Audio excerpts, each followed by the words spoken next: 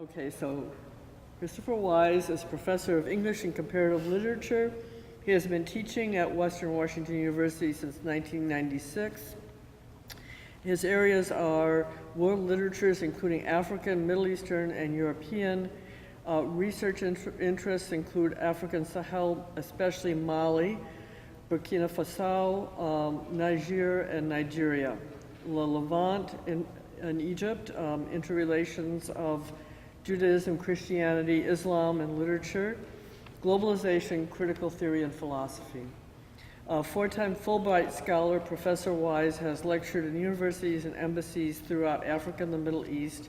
From 2001 through 2003, he taught at the University of Jordan, developing programs in American Studies and Islamic Studies, and also taught at the University of Ouagadougou in Burkina Faso. Recent books include In Search of Yambo Wallagam, Chomsky and Deconstruction, The Politics of Unconscious Knowledge, and Derrida, Africa and the Middle East. Professor Wise has also edited and translated numerous books, including the Timbuktu Chronicles, 1493 to 1599, El Hajj Mahmud Kati, Tarikh al-Fattash, which is here. Okay, the Yambo Wallagam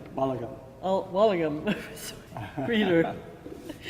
And he is currently working on a book with Professor Falun Gong on the war that is now happening in Mali. Thank you. Thank you. Thank you.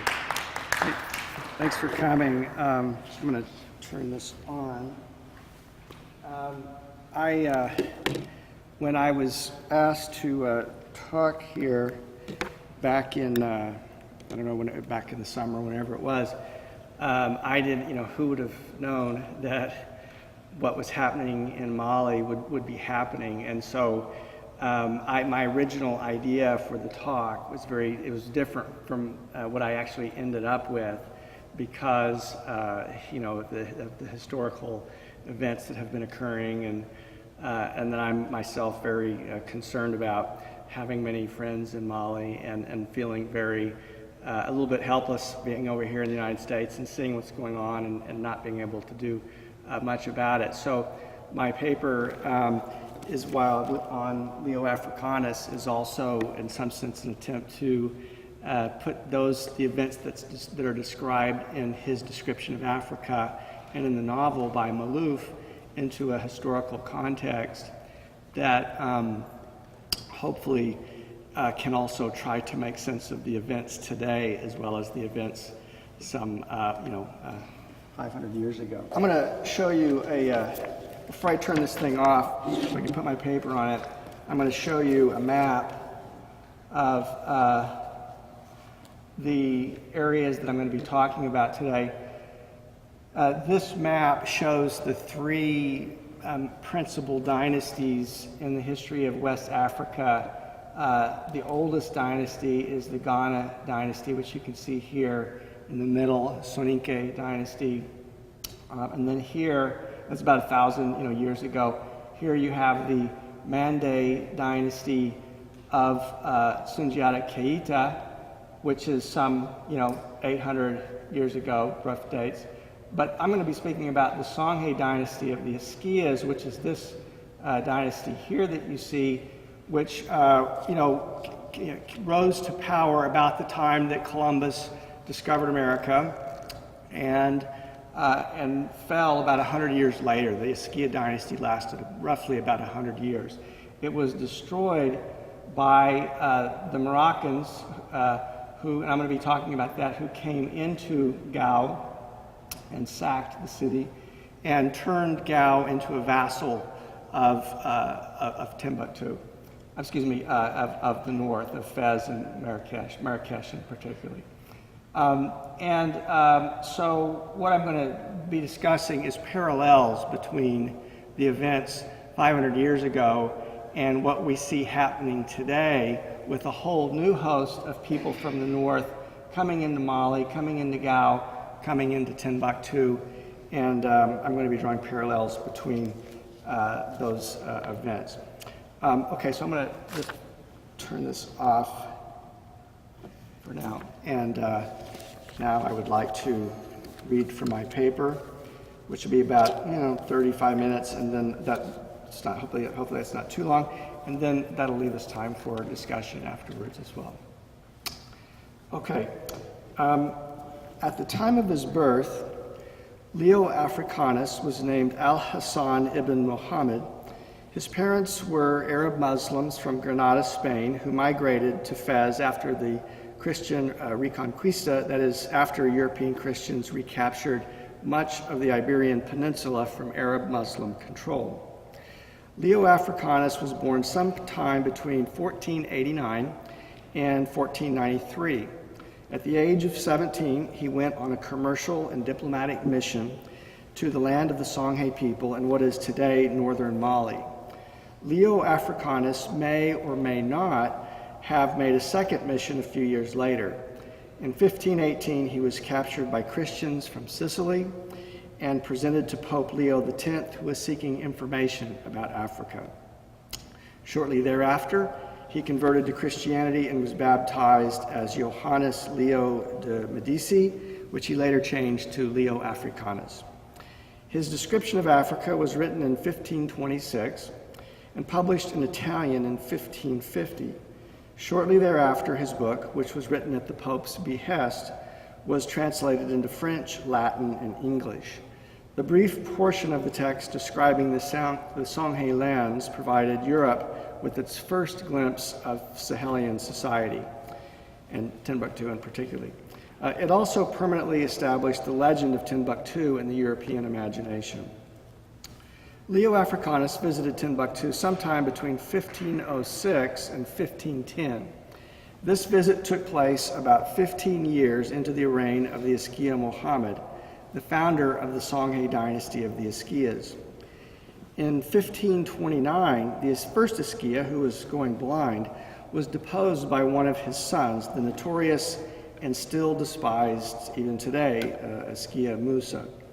The most prosperous of the Songhay Askiyas, or kings, was the Askiyas Muhammad's son, the Askiyas Daoud, who came to power in 1549. He reigned over a period of great prosperity. Leo Africanus' trip was conducted for the sake of commerce, but it was also a scouting venture on behalf of the Moroccans. After the bloody years under the leadership of Sunni Ali Bur, the Askiyas Muhammad had brought peace and prosperity to the Songhay people. No doubt rumors of this thriving black African dynasty in Gao and Timbuktu had reached Fez. When the description was written in European languages for a Christian, while the description was written in European languages for a Christian readership, Africanus traveled to survey the Songhay dynasty on behalf of Moroccan Pasha. Later, another Moroccan sovereign from Marrakesh, Moulay Ahmed, will destroy the Songhay dynasty of the Askiyas and turn it into a vassal of the Moroccans. This happens in 1591, about 40 years after Leo Africanus' description is first published in Rome. Though led by the Moroccan Pasha Jadar, the invading army from the north largely consisted of renegade Christians, Spanish Christians, referred to in extant texts as the Arma. In fact, Jadar is a Christian eunuch and loyal servant of Moulay Ahmed. One of the Songhay authors of the Tarikh al-Fattash tells the story of the fall of the Songhay dynasty from the Songhay perspective, noting that the Arab, Muslim, and Sephardic Christian invaders speak to one another in a technical language. He uses the word technical language, which means military language that he doesn't understand. That technical language is Spanish. Ironically, the grandfather of the man who notes this in the Tarikh al-Fattash would have understood this technical language, for he himself was, like the parents of Leo Africanus, a Spanish Muslim who was forced to migrate to Northwest Africa in order to avoid converting to Christianity. There he married a Soninke Songhay woman who was the mother of Hajj Mahmud Kati, the first author of the Tarikh al-Fattash. In fact, there are at least 3 authors of the Tarikh as it's been handed down to us. But in the Kati family archives in Timbuktu, which I visited a few years back, there are literally, hundreds of manuscripts. So what this is really just a sort of the Tarikh that we get is like a annotated and abridged version of a much longer encyclopedic history, which has never been translated. Okay, so in fact, many of the oldest documents in the Kati family archives in Timbuktu are written in Spanish, as well as Arabic and Ajami, or African languages transcribed with classical Arabic alphabet. Leo Africanus is an interesting figure, not only because he gave Europe its first image of the fabled city of Timbuktu, but also because he was simultaneously an Arab Muslim and a European Christian, as it suited the purposes of the moment. He was a man who was able to move comfortably between these opposing binaries, a figure transcending the binary of Orient and Occident. But looking at this complex historical figure from a more southward perspective, I mean from the viewpoint of Malians living in places like Ségou, Mopti, and Gao, Leo Africanus may not appear quite so mysterious or fascinating. In fact, Leo Africanus may seem an all too common, if not frightening, composite of the invader from the north, an homme du nord, as one says in the Sahel. For more than 500 years, Arab Muslims and European Christians have worked together in order to further their many economic, imperial, and political interests in the region. Among other achievements, some more dubious than others, their collaborative efforts have led to the enslavement of a great number of black African peoples from Mali, some of whom ended up in the Americas, but most in places like Morocco, Mauritania, Tunisia, Libya, and Saudi Arabia. There are two separate but parallel histories of race and slavery in Africa. First, there is the well-known history of race and slavery throughout the Americas, often referred to as the transatlantic slave trade or triangle. Second, there is the lesser-known history of race, racism, and slavery of black African peoples in the Arab Islamic world. At least it is lesser known in the United States. In West Africa, this history is very well known and remains a source of great bitterness and resentment. Since the time of Leo Africanus, European Christians and Arab Muslims have worked together to further their interests in West Africa. But on occasion, they have also competed for control of this vast territory. In 1591, about 40 years after Leo Africanus' visit to Timbuktu, Maghribian Muslims and Spanish Christians joined forces to decimate a vast, powerful, and wealthy dynasty that flourished in Mali for about 100 years, the Songhay dynasty of the Askiyas. Before that, the Songhay were ruled by the Dia dynasty, a Songhay dynasty that reached its apex during the reign of the legendary Sunni Ali Bur, noted today for his cruelty and great military prowess. In even earlier times, the Soninke or Wakure nobility ruled both the Mande dynasty of Sundiata Keita and the Ghana dynasty based in Ouagadougou, the oldest of the three dynasties. In other words, the various family dynasties of West Africa were essentially reincarnations of one another, led by the same notables, family, and kinsmen. These notables are referred to in the Tarikh el-Fattash as the Wakuri, but they are also known as the Soninke. The destruction of the Songhay dynasty of the Askiyas in 1591, after the scouting mission of Leo Africanus, did not then signify the demise of a relatively insignificant dynasty in West Africa. It signified the conclusion of an entire epoch. It signified the demise of black African political autonomy from that day to the present. Arab Muslims and European Christians worked together to bring black African independence to an end.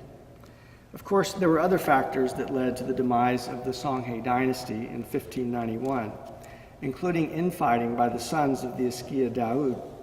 But the main factor that led to the destruction of the dynasty was the military might of the Arab, Muslim, and Spanish Christian invaders from the north. Like those Arab Islamists who have recently swept into northern Mali, carrying with them a trove of sophisticated weapons from the stockpiles of the fallen Libyan dictator Muammar Gaddafi, The Moroccan army that destroyed the Songhay dynasty in 1591 was equipped with armaments that were greatly superior to those of the Malians. The Songhay of the late 16th century fought rifles with wooden spears, bullets with bows and arrows. The destruction of the Songhay dynasty was incredibly brutal. It culminated in the murder of the Askiyas and their family members, the slaughter of a great many Wakuri notables, and the enslavement and banishment of many others, including Ahmed Baba, the famed jurist and scholar for whom the National Library of Timbuktu is now named. Ahmed Baba was under house arrest in Marrakesh for 17 years. Here's a quote from the Tarikh el-Fattash describing the events in Timbuktu in 1591. The Moroccans set to work demolishing buildings. Nothing so frightening or cruel had ever happened to the people of Timbuktu. Never before had they known anything more bitter. It is beyond our power to fully describe all the misery and losses that were suffered at Timbuktu when the Moroccans took occupation of this town. It is beyond our powers to tell the tale of all the violent and excessive acts that were commissioned within these walls. The Moroccans even tore the doors off of hinges and houses and cut down the town's trees. The descriptions of the Moroccan Muslims and Spanish Christians' acts while in Timbuktu from the Tarikh el-Fattash may seem oddly contemporary if one has been reading recent news reports from the region. They uncannily echo current media reports from Timbuktu following the invasion of northern Mali by the Ansar Dine, or the Defenders of the Faith, and MOJWA, or the Movement for Oneness and Jihad in West Africa, which is supposedly affiliated with Al-Qaeda. The crimes of these Arab and Tuareg men have included the burning of many of the ancient manuscripts of Timbuktu, some dating back 800 years, and the desecration of many of the tombs and shrines where the citizens of Timbuktu have gathered to pray for centuries. Both the Ansar Dine and MOJWA are Arab Islamists, which is to say they are militants who embrace a shared and arguably imagined Arab identity, despite the hybrid nature of their own ethnic origins. The Islamist invaders in Mali include Tuaregs, Berbers, Arabs, Moors, Fulanis, they're called in English scholarship, various peoples of mixed ethnic origin, but all of whom identify with white Arab peoples by virtue of the noble Arab blood that they believe flows in their veins. There are also Arabs among them from Mauritania, Morocco, Algeria, Tunisia, Libya, and by some accounts even Pakistan, Afghanistan, Saudi Arabia, and other Gulf states. These militant Islamists conflate the Islamic religion with explicitly racist notions of Arab identity. For instance, those Muslims in the region who do not have noble Arab bloods in their vein, flowing in their veins, are perceived as second-class citizens, if not fodder for enslavement and concubinage. The Bella are a tribe of black Africans who are the slaves of the Tuareg, and the Haupular of Mauritania are the black slaves of the Badanes, or the white Moors. In Mauritania, there are an estimated 250,000 Haupular who remain the slaves of the white Moors of Mauritania, despite the fact that slavery was officially abolished there in 1980. Hence, when one speaks of the history of slavery in this part of the world, it is important to note that new chapters of this history are still being written today. Arab Muslims have enslaved West African men and women simply because they are black for more than 1,000 years, and they continue to do so as we speak. Unlike the Ansar Dine and MOJWA militants, the vast majority of black Malians living in West Africa emphatically reject any conflation of the Islamic religion with white Arab culture. After all, Islam has been in West Africa for more than 1,000 years. A famous Songhay proverb clarifies the local perspective on Islam's relatively newcomer status in West Africa. This proverb states, "If a log floats in the water for 1,000 years, it does not become a crocodile." In West Africa, Islam has long since been Africanized, not the other way around, which is hardly surprising given the ancient nature of Sahelian society. That is, one is comfortably a Muslim in West Africa while rejecting the notion that the more Muslim one is, the more Arab one must be. But in the U.S. today, especially in the aftermath of 9/11 and the recent killing of Osama bin Laden, one obsessive and misguided theme is often underscored in almost every analysis of the current crisis in Mali: the containment of a fearful beast that we like to call Al-Qaeda. While references to Al-Qaeda may help to legitimate U.S. interventions in complex and faraway places like northern Mali, they sometimes obscure the actual history of the region, a history that long predates the jihad of crazed lunatics like bin Laden or the recent toppling of tyrants like Muammar Gaddafi. They also prevent us from understanding what is really happening in the Islamic world and why. Our obsession with Al-Qaeda prevents us from understanding a fact that is obvious to nearly everyone living south of Gao and Timbuktu, which is that northern Mali was invaded to further Arab interests in a black African region, not to spread the Islamic religion. The response of the Arab Islamic world to the occupation of northern Mali has little to do with questions that are linked to Al-Qaeda, 9/11, or Islamic terrorism. Not a single Arab nation spoke out against the foreign occupation of northern Mali, at least not until the French finally acted. Some, like Egypt and Qatar, condemned the French intervention. This is because what is at stake for Arabs like Egyptian President Mohamed Morsi, also a member of the Wahhabist Muslim Brotherhood, is the cultural, economic, and imperial interests of Arabs in the region. Such men and women believe that West Africa belongs to them as a matter of natural right and not to the people actually living in the region. Morsi's attitude that places like Gao and Timbuktu belong to Arabs by natural right is echoed in literature from the region that is quite old. In 1591, as recorded in a document from Marrakesh called The Account of the Anonymous Spaniard, and again, remember, most of the army that destroyed the Songhay dynasty, even though it was a Arab Muslim-led operation, were Spanish Christians.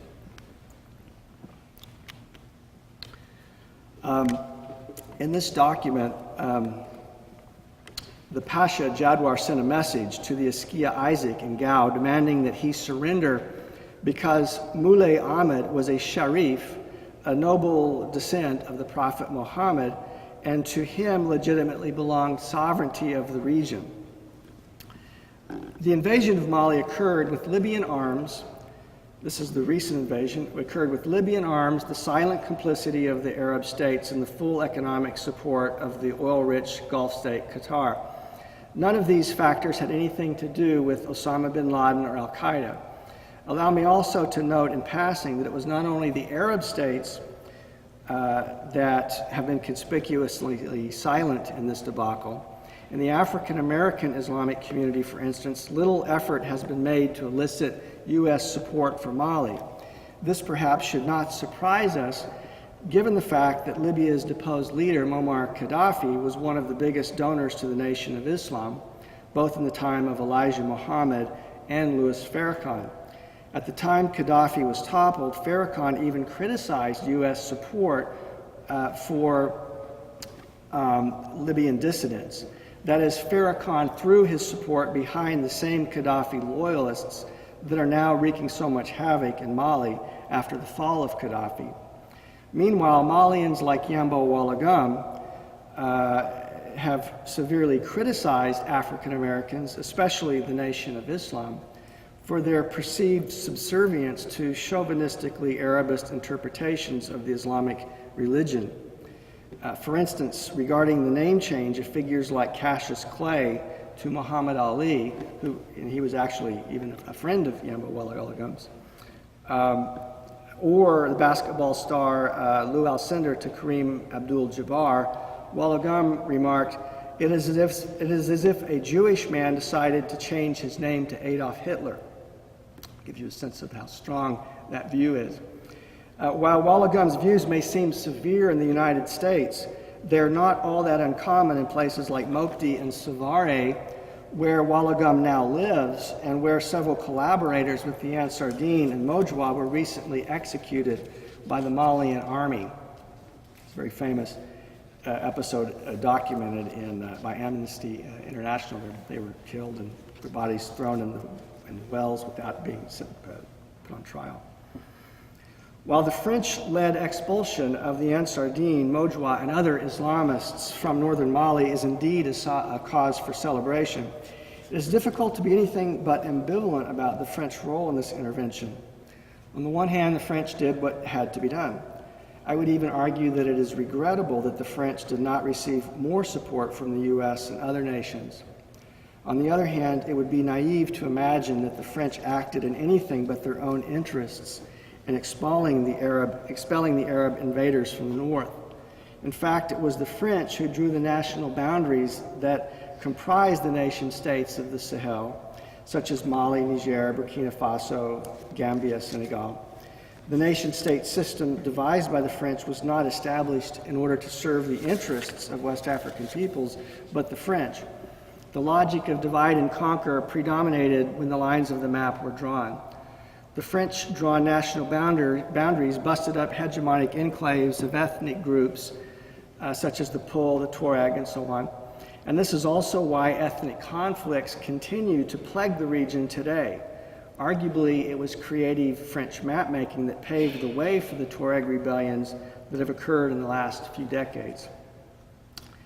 It is also important to note that it was competing Pul, or Arabist jihads in the late 19th century, that created the necessary conditions for French imperial conquest in northern Mali.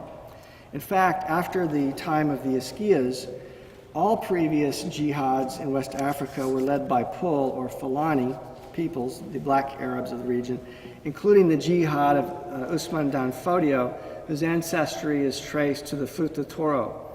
Like the militants of the Ansar Dine and MOJWA, the Pul tend to identify with Arab civilization and sometimes think of themselves as white African peoples, although they are not recognized as white Africans in places like Casablanca, Fez, Tripoli, and Mecca even.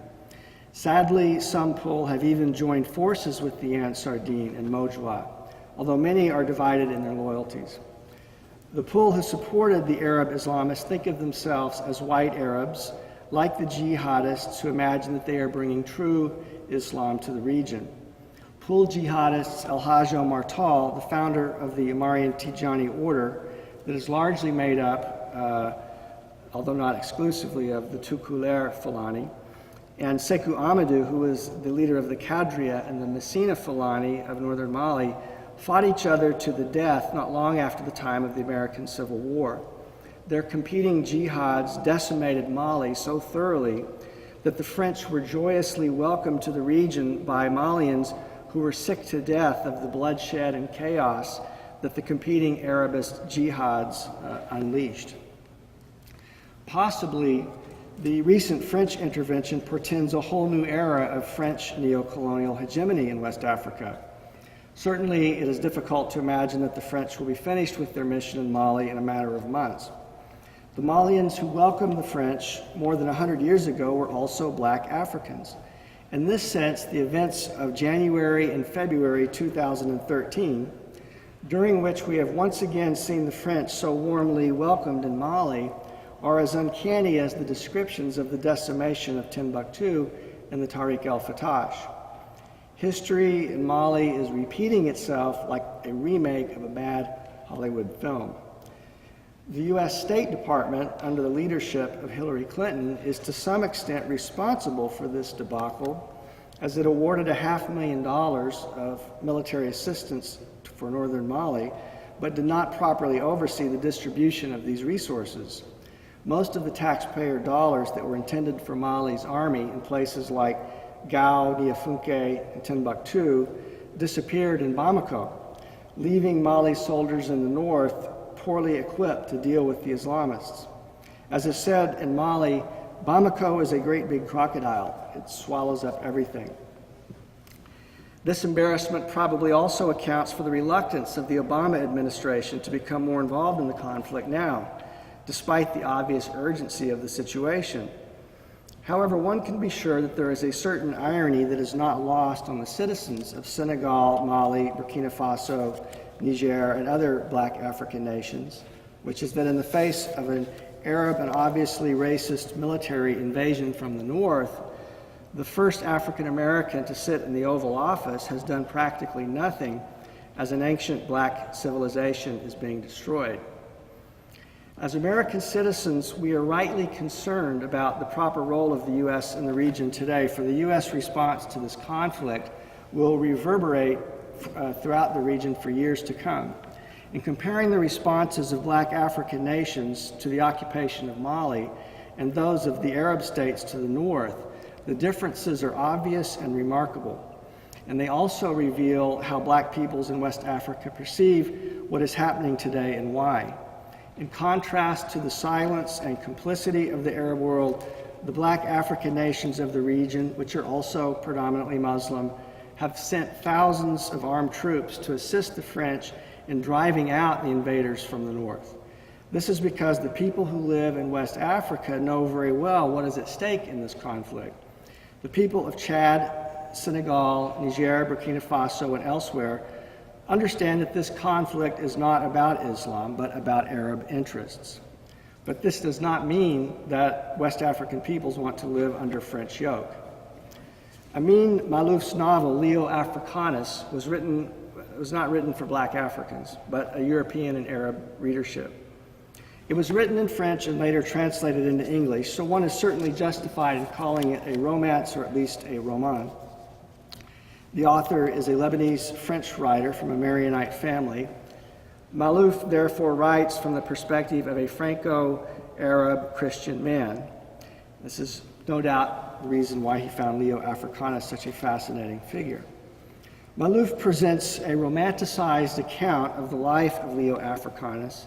He imagines an enticing romance between Leo Africanus and a black African girl named Hiba, who is the slave and concubine of Leo Africanus.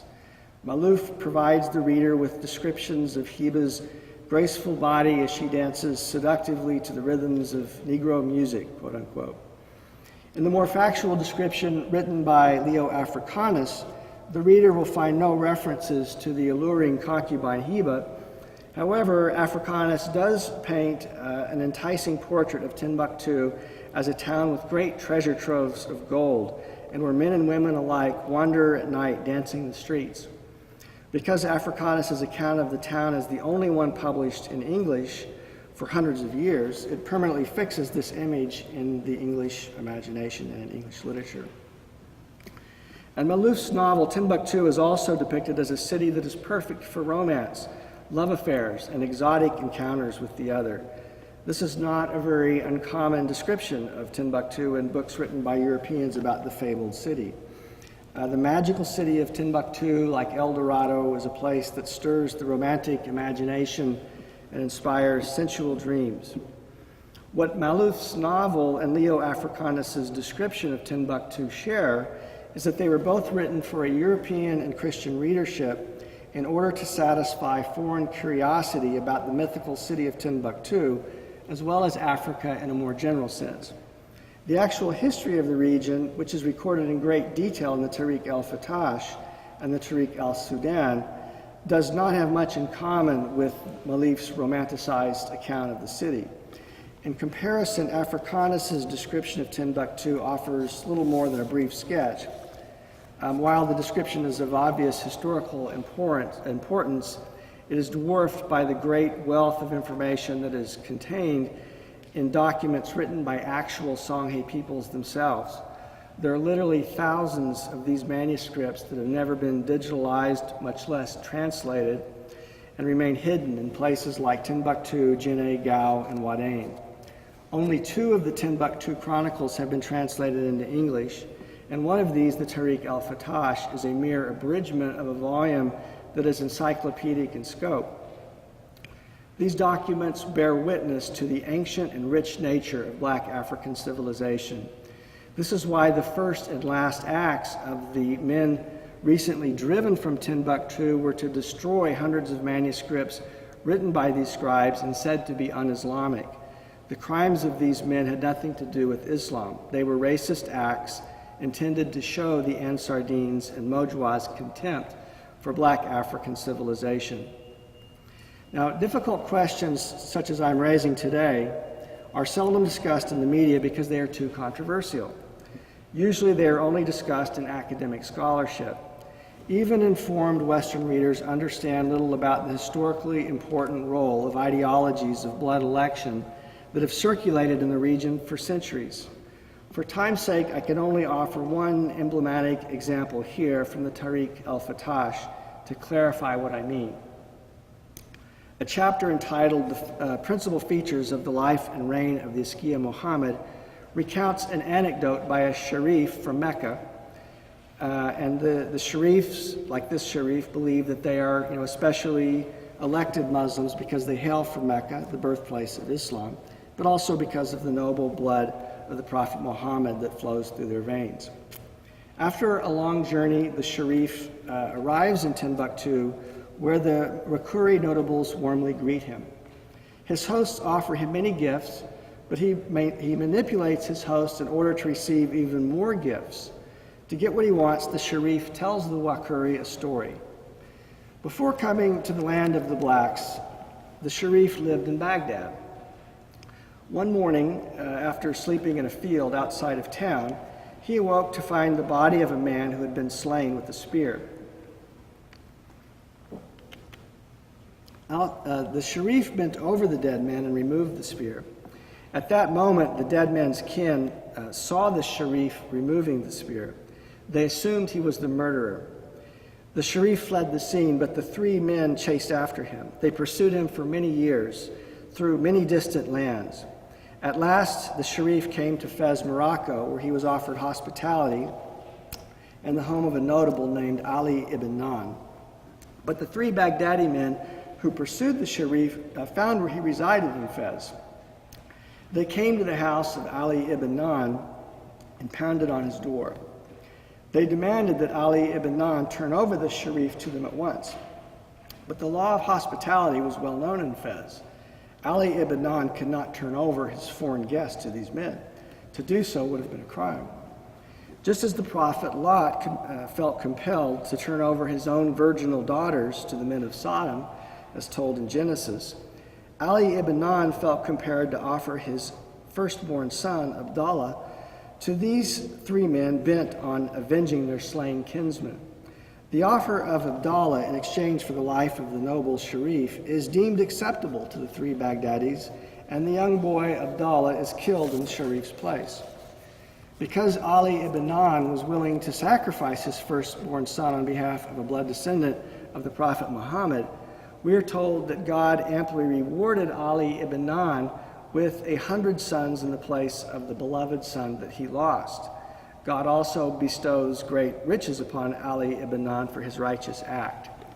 The clear implication of the sharif's story is that God loves the blood descendants of the Prophet Muhammad above all others. Now, on the one hand, the sharif's tale is an allegory extolling the imperative that one must always protect the foreign guest, even at the cost of one's own life. The ancient law of hospitality requires it. On the other hand, the sharif is not content to extol the importance of protecting the foreign guest. He reminds his Wakuri hosts in Timbuktu that Ali ibn Nan offers his hospitality to a noble blood heir of the Prophet Muhammad. In effect, Ali ibn Nan says to the Baghdadis, "Take my own beloved son Abdallah and kill him in place of the sharif, for you must not kill a sharif with the noble blood of the Prophet Muhammad flowing in his veins." In other words, the sharif makes clear to his Wakuri hosts in Timbuktu that he is not just any foreign guest. This is why the sharif is loaded with gifts everywhere he goes as he travels throughout Africa. To sacrifice everything that you have on his behalf, including your firstborn son, is to walk in the paths of righteousness.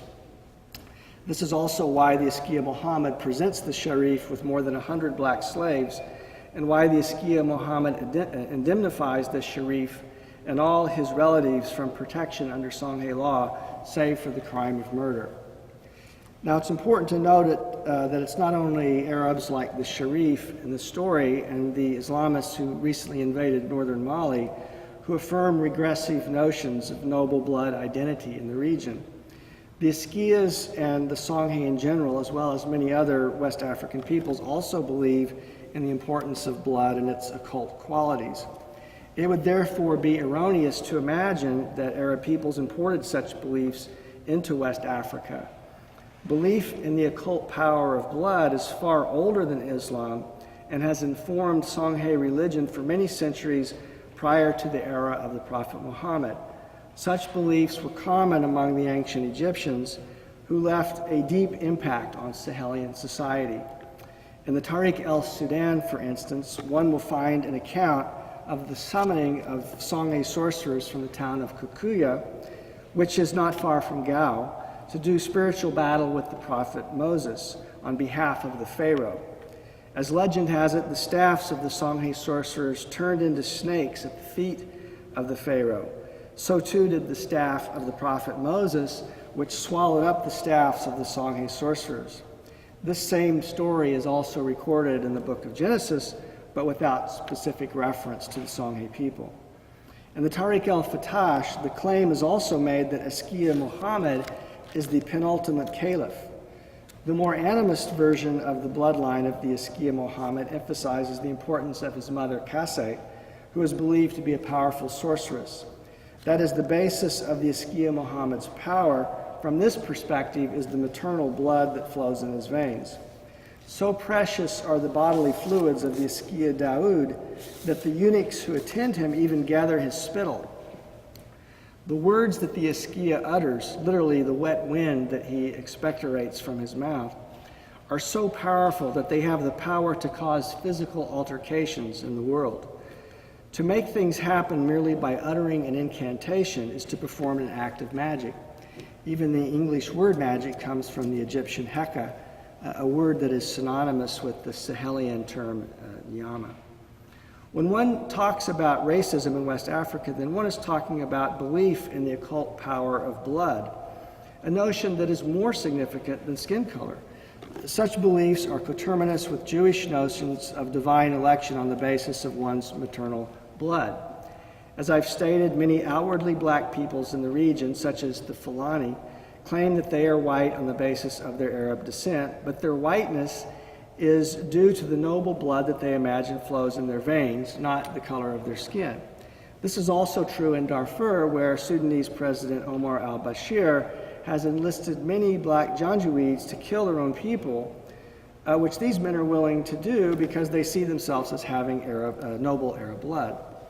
Now, in the United States, we tend to refract the question of race and racism through the lens of our own complex history of race and slavery and our own distinct notions of what racism is. But the racism of Northwest Africa that is based in notions of blood nobility is not quite the same as the racial essentialism of the West, which one will find in books like Robert Knox's The Races of Men, or even in Aristotle's Metaphysics. However, racism in this region does bear important similarities to notions of blood nobility that one will find in books like Adolf Hitler's Mein Kampf. This is why the Western world would be ill-advised to ignore what is happening in northern Mali, or to congratulate itself that such beliefs have nothing to do with our own history and culture.